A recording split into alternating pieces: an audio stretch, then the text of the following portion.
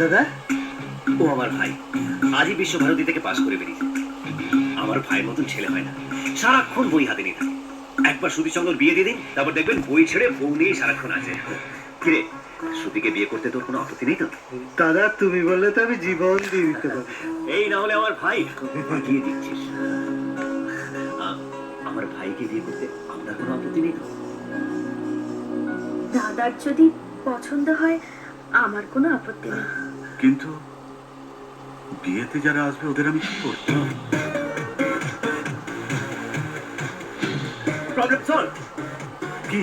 সবাইকে বলবেন যে আপনার বোন আমার ভাইকে ভালোবাসতো, আর আপনি সেটা মেনে নিয়ে ধুমধাম সে বিয়ে দিচ্ছেন। আর এটাও বলবেন যে আপনার বোনকে আমি নিয়ে পালিয়েছিলাম আমার ভাইয়ের সঙ্গে বিয়ে দেওয়ার জন্য। ব্যাস, everything is fair and lovely. Adi, আমার বুক থেকে পাথর না বেরিয়ে এটা আমি খুব ভালোই পারি বর্দা।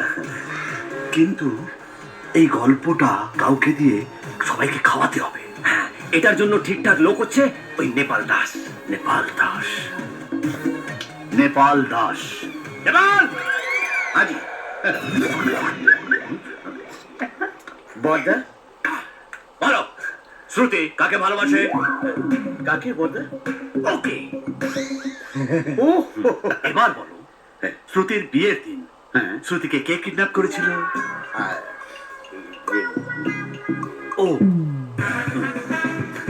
এটাই এই স্টোরিটা সবাইকে রটাতে হবে, বুঝলে? তুমি কি বর্দা? এটাই তো হিস্ট্রি। এখানে মানে আবার এই, একটা কথা বুঝে নাও, যদি তুমি এই কাজটা করো তাহলে বিয়ের পরে তোমাকে আমি ছেড়ে দেবো। কিন্তু বর্দা, আদে, ওকে নিয়ে গিয়ে বোঝাও। আর শুধু দর্শক বুঝলেই হবে, আমাকে একটু একটু বোঝা। একটা নতুন সিন লিখলাম। শ্রুতি প্রেগনেন্ট। জানি এটা শুনে ভাস্কর ওকে বিয়ে করবে না, সুদীপের সঙ্গে বিয়ে দিয়ে দিচ্ছি। না কিন্তু ওর তো বিয়ে হয়ে গেছে। আরে সেটা তো আমরা জানি আর দর্শক জানে, বর্দা তো সেটা জানে না। হ্যাঁ? ওরে না, তোর তো শুধু মাথাটা না, পুরো শরীরটাই তো brain। এই জন্যই তো নেপাল দাস। আমি খাবো ক্ষীর আর তুমি খাবে ঘাস। এসব পাস পাস ফার্স্ট ক্লাস। বাহ, এই রংটা তো তোর উপর দারুণ মানাচ্ছে রে দিদি।